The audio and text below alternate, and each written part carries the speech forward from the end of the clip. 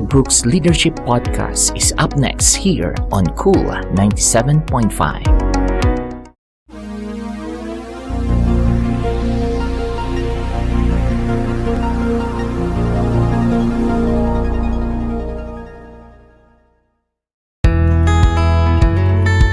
Partnership with Raul Quaresma Ministries and Cool 97.5, we gladly present to you Dr. Gerald Brooks Leadership Podcast for pastors, leaders, and church workers who are involved in God's ministry every Wednesday from 12 to 12:30 high noon, only here on Cool 97.5.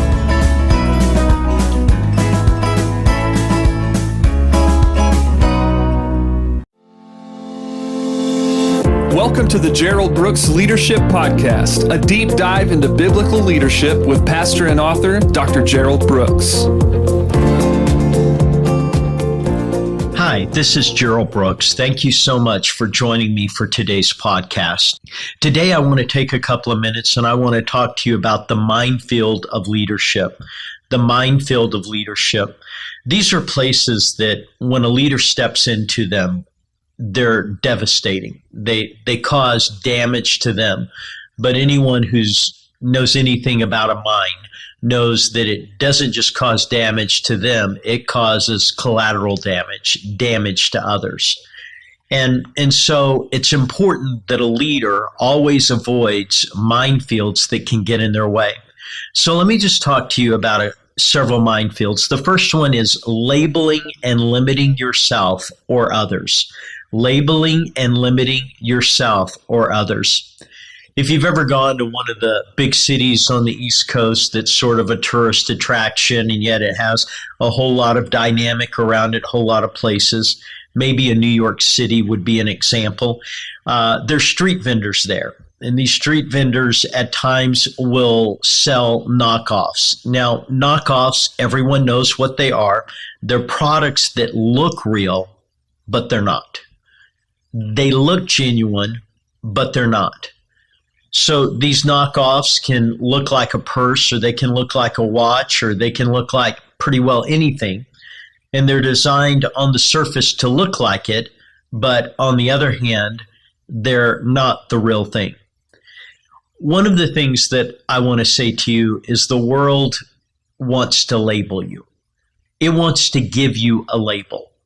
And it's always labeling people. It labels some people as slow, some people as losers, some people as average, some people as dumb, some people as ineffective. The world wants to label you. It wants to give you a label. And the way the world labels you is not so you live up to something, but so you live down to something. And you begin to live down to it. And it's not only that the world wants to label you, but people want to label you.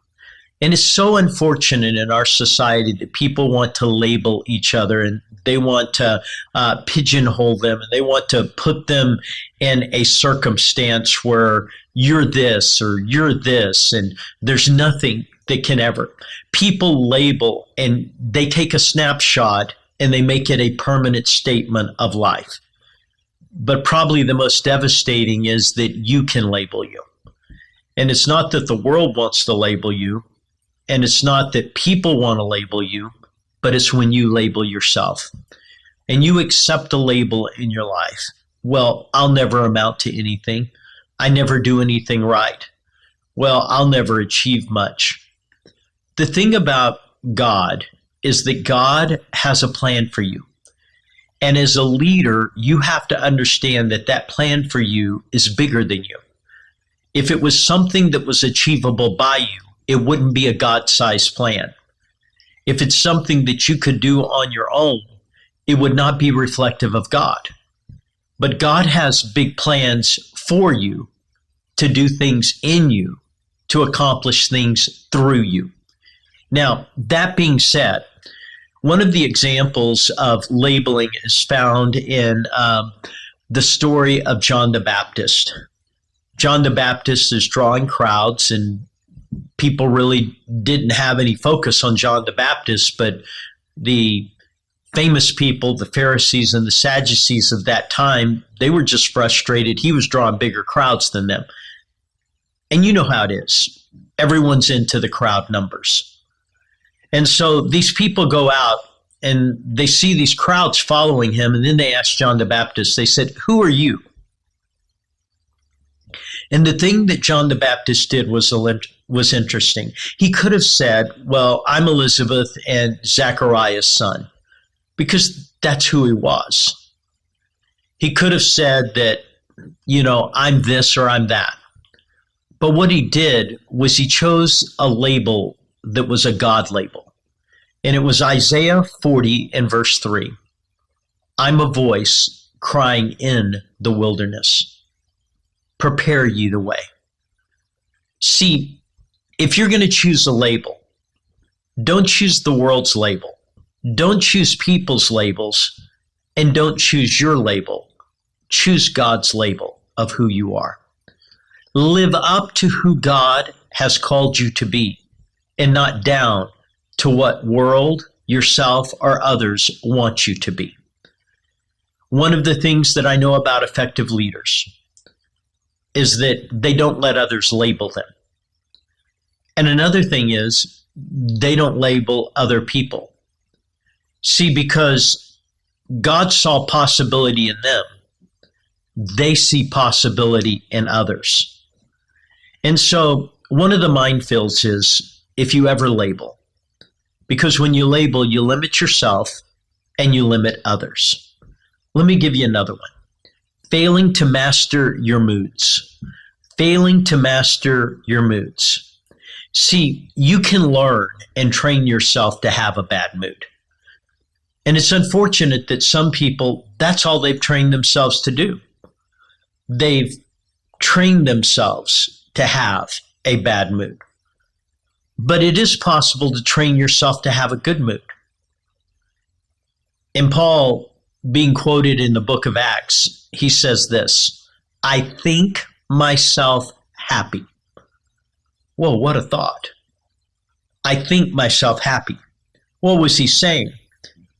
I can determine my mood. There's nothing worse in leadership than a leader with a bad mood. And there's nothing worse in leadership than a leader who is moody. And they're up and they're down and they're down and they're up and they're zigzagging across the mood spectrum. And you just don't know what you're going to get. Paul wrote in Philippians chapter 4 and verse 11. He said this. He says, "I've learned in whatever state I am to be content." See, he learned that he could control his moods. He learned that circumstances offer him opportunities, but ultimately it comes down to his choice. And he says, I've learned that whether I'm on top or I'm on the bottom, I've learned to be content. And what he was saying is that circumstances weren't mood dictators to him. But to the contrary, his mood was his choice. See, you have more control than you think over your mood. 1 Corinthians chapter 14 and verse 32 says this, "The spirit of the prophet is subject to the prophet." And what that means is that you control you. The prophet can control his spirit. And that's important. But one of the things as a leader you must do is you must win within. Let me say it again. You must win within. In Proverbs 23 and verse 7, it says, "As a person thinks in his heart, so are they." What is that saying? I begin to modulate who I am on the inside. The outside offers me opportunities, but the inside is something that I choose. So one of the minefields is when a leader doesn't master their moods and they're just up and down or they're down all the time. People won't follow a moody leader. Let me give you another minefield. taking shortcuts. See, taking shortcuts will always get a leader in trouble, because here's what happens. People start choosing what's best instead of what's right. That's a shortcut. Well, this is just best. Well, is it right? If it's not right, then don't do it. What's best instead of what's right? Or what's easiest instead of what works? Well, this is the easy option. Yeah, but does it really work? Or what feels good instead of what lasts? See, all three of those are shortcuts. When you choose what's best instead of what's right, what's easiest instead of what works, and what feels good instead of what lasts. In the Old Testament, there's a story that epitomizes this, and it's the story of Esau. You know, Jacob's brother. Esau was the firstborn, therefore he got the birthright. And that was a strategic economic decision that was made in Israel, that land was given proportionately to the older brother in a dimension that it wouldn't be given to the other brothers. There was a birthright there. But Esau is going to give up his birthright. He's going to take the easy road. And he's going to give up his birthright because the story tells us that he was exhausted. He was tired. See, when you're tired, it's easy to take a shortcut. And then he's going to give up his birthright because he's going to lose sight of a biblical value. That God had prioritized certain things in a certain way. And he's going to let momentary priorities become bigger than God priorities. And boy, doesn't that happen on a regular basis. And so he's going to lose his values. And he's going to make a long-term decision during a bad moment. And one of the things you never do is you never make a long-term decision in a tough moment. You just don't do that. And then he's going to do it quickly. He's not going to think through the consequences of it. See, people take shortcuts when they get tired. People take shortcuts when they lose sight of their values. People take shortcuts when they let the moment define their future. And people take shortcuts when they do things quickly without pausing and slowing down.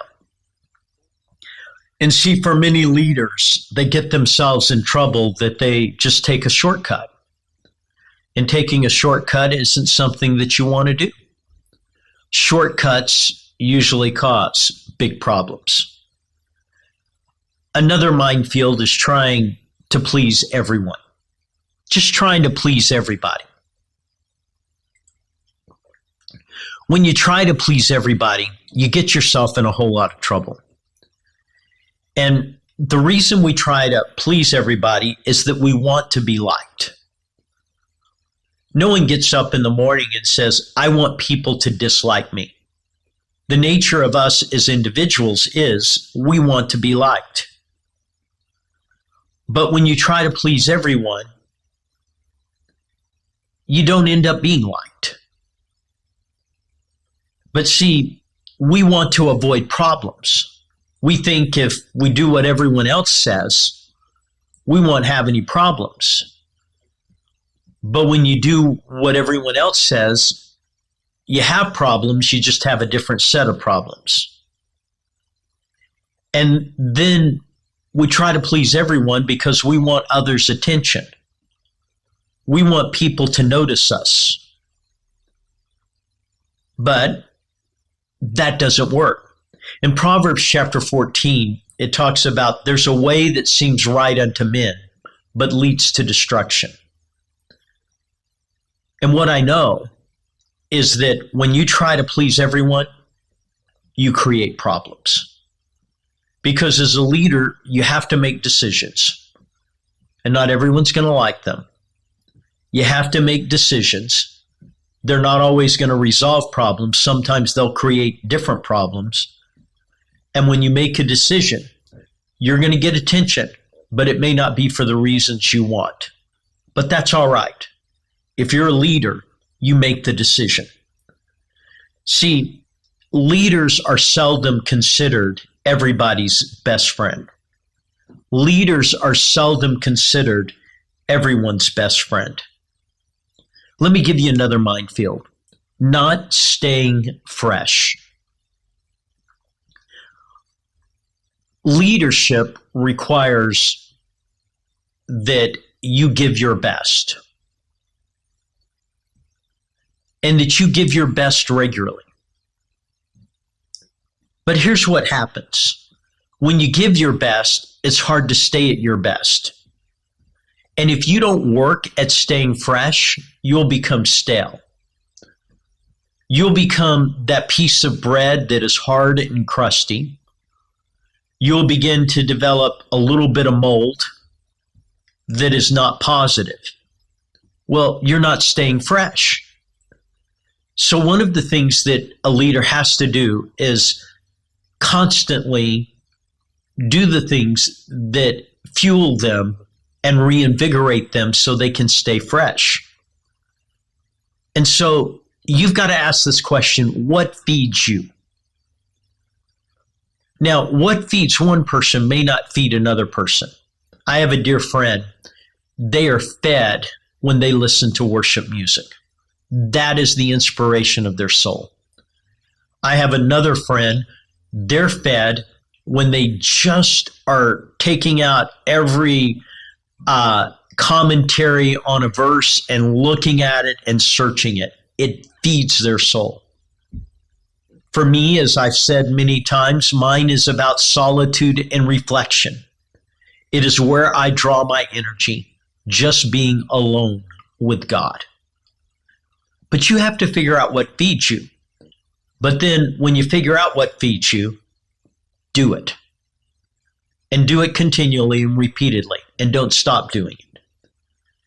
And then what inspires you? Again, the power of the room. There's 2 rooms I make sure I'm in every year. And it's because those 2 rooms inspire me. They make me think bigger. They make me want to be bigger. They make me better. Now, I can get all the content and I can get the information. But unless you're in the room, you don't get the inspiration. And I want you to understand that. The power of the room isn't the information. The power of the room is the inspiration. And so I just want to say to you that you've got to find out what inspires you. And whatever inspires you, expose yourself to it. And then what grows you? The other day, I was on a trip, and my son Cody, who is just amazing. Without him, I couldn't do what I do with leaders, and he's just an exceptional, really, he's one of the best leadership thinkers that I know.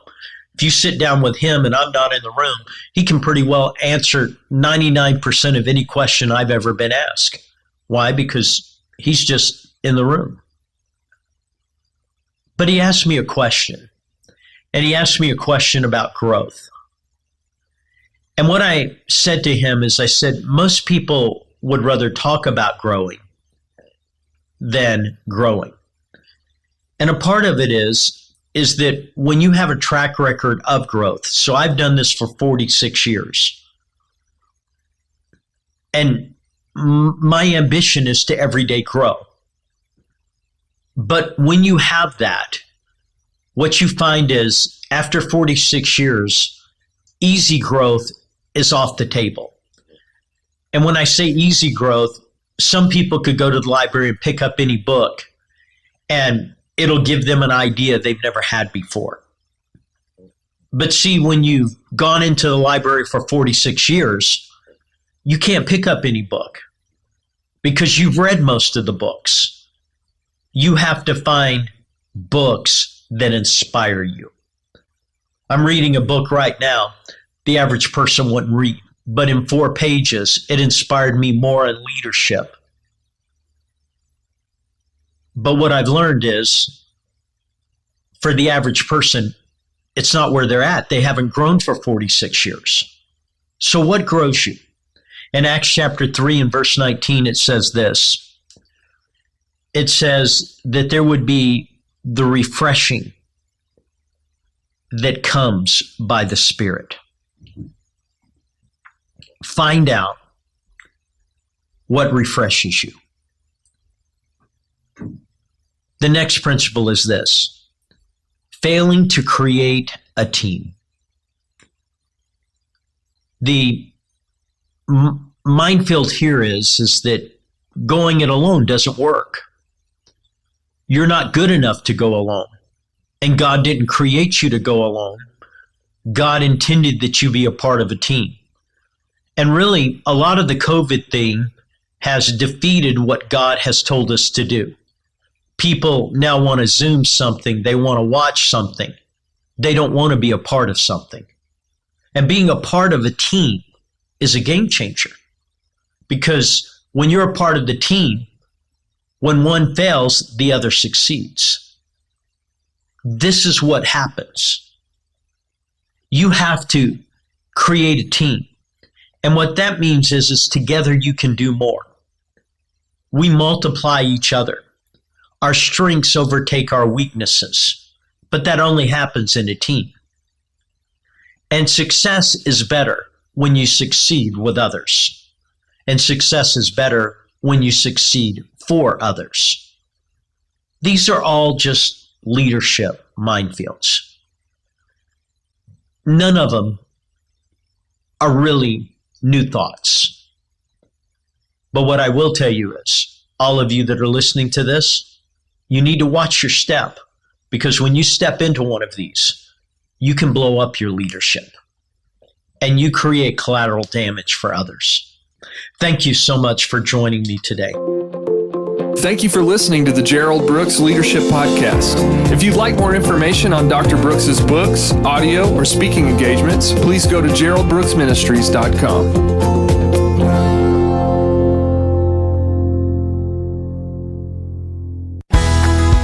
Thank you for listening on today's broadcast. Join us again and may God bless you. For more information, you may contact us on the following social media account and website. Just type Raul Quaresma Ministries and Dr. Gerald Brooks Ministries. Subscribe, follow, like, and share us on Facebook, YouTube, Twitch TV, and Instagram.